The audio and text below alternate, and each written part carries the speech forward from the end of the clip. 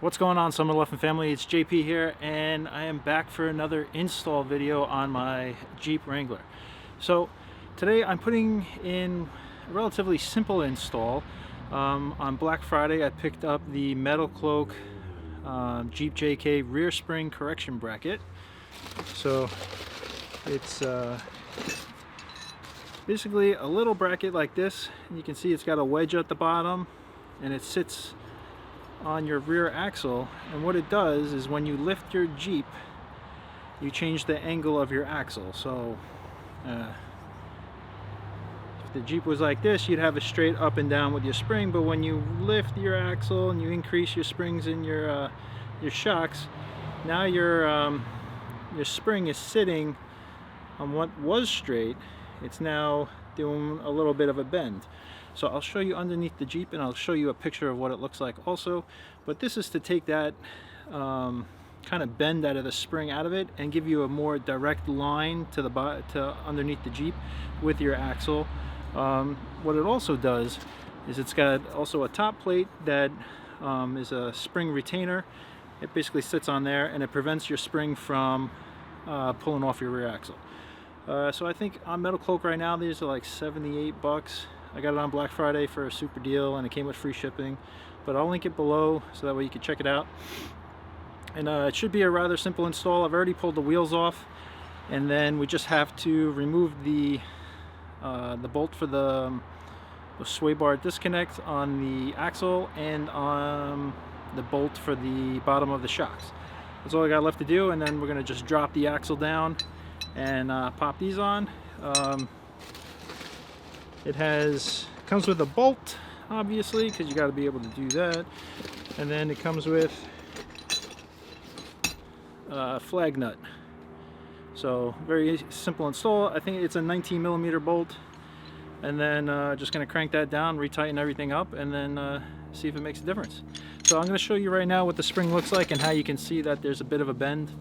And I actually, a few weeks ago, I sent a picture of my rear springs to AEV because I was like, I thought something felt kind of weird. And then they said, no, that's normal. And then the more research I did, then that landed me to learning that, you know, you lift the Jeep 3.5 inches, then you change the angles. And so without going the route of adjustable control arms and worrying about caster and pinion angle, this should fix that issue. So it's not really a huge issue, it's just kind of noticeable, and just hoping maybe that takes some of the noise out of the rear end. Alright, so let me show you underneath what the spring looks like, and then we'll finish up on this install because we're running out of daylight. And as always, if you like this video, hit the thumbs up, it helps our channel grow. Hit the subscribe button below and join our Jeep family, and hit the bell. That'll notify you when we get any new videos uploaded. And that's about it. Alright.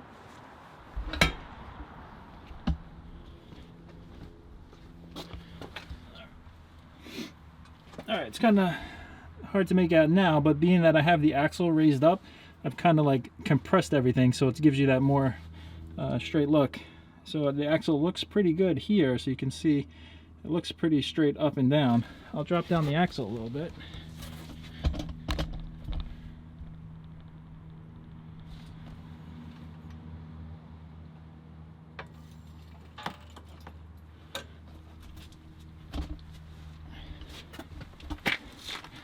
And now, I don't know if you can notice, but there's a little bit of a bend in the spring and it bows out on the back. If you can see that. That's because it enters the body up here, kind of in line with this, and here it is on the axle. So it's not huge, but you can see how it bows the spring out the back. The research I've done is that it affects the life of your springs. So by putting the plate in and changing the angle, making it come straight up and down, you increase the life of your springs. You get a better ride on the the rear axle. So that's what we're going for. All right, let's remove these bolts and get cranking.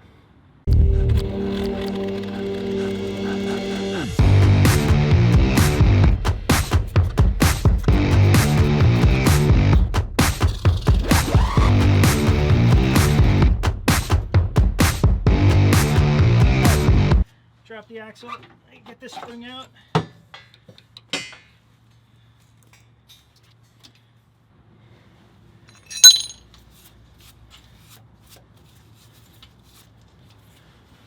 Alright, this is the wedge. It goes on the back, right, like so. I'm going to put the spring back up.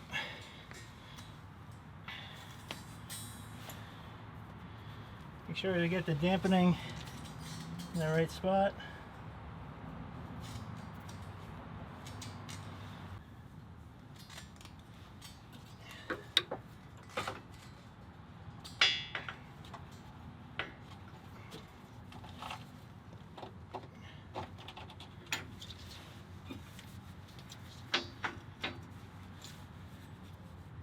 Now we have the little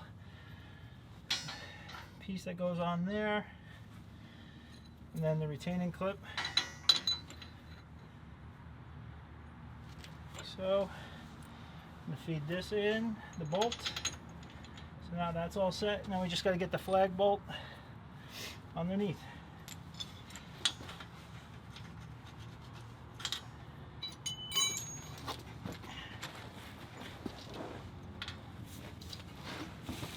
Alright, I'm just going to tighten it up a little bit.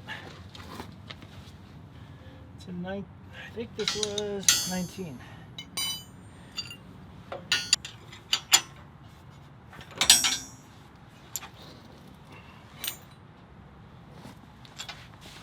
Alright, that one's cinched on there. So what I'm going to do is, it's nice, it's snug. I'm going to do the other side, and then once I get everything in place, I'll come back and tighten everything down a lot tighter. All right, let's go to the other side. All right.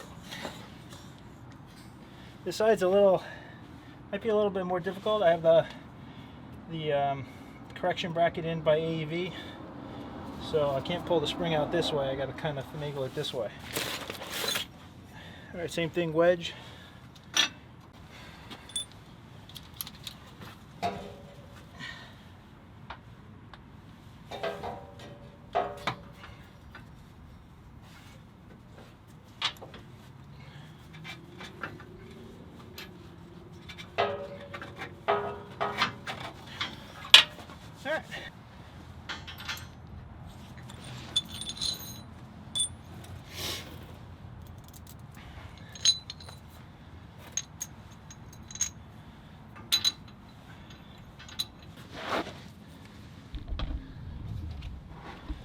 You can see there it is in place, and we just got to get under there for the flag nut. Oh, I got it, and I moved the spring. All right, I'm just going to tighten this down.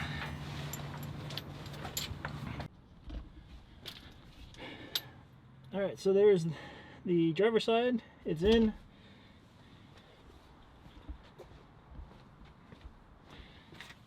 Passenger side, so just gonna get everything back together.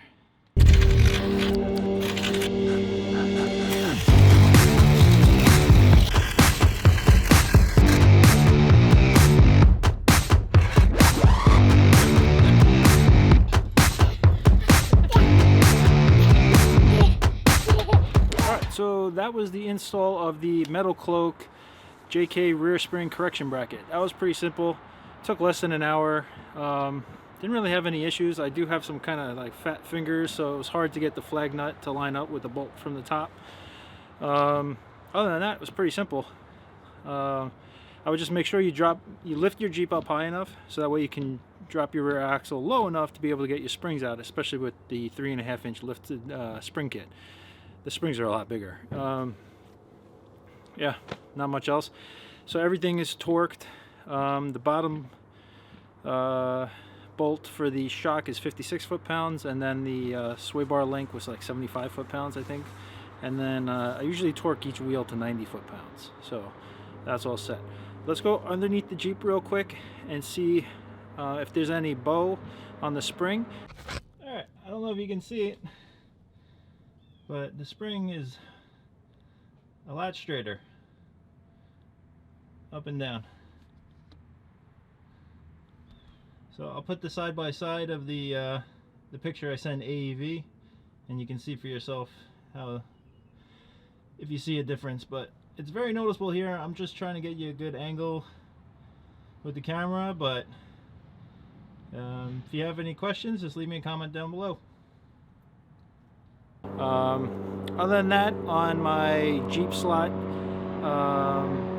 difficulty meter, I'm going to give this a 2 out of 7 slats, just because you got to lift the Jeep, drop the axle, so you need a lift, and you need some jack stands, so you definitely need that stuff, and a couple of tools. Alright, thanks for watching this video. If you liked it, hit the thumbs up. Leave a comment down below if you have any questions. Hit the subscribe button to help our channel grow. And hit that bell for notifications of more videos. I think we're going to be doing an RV video tomorrow because we have to finally winterize the RV. We were hoping that the weather was going to stay a little warm, but it's not cooperating. Alright, see you on the next video.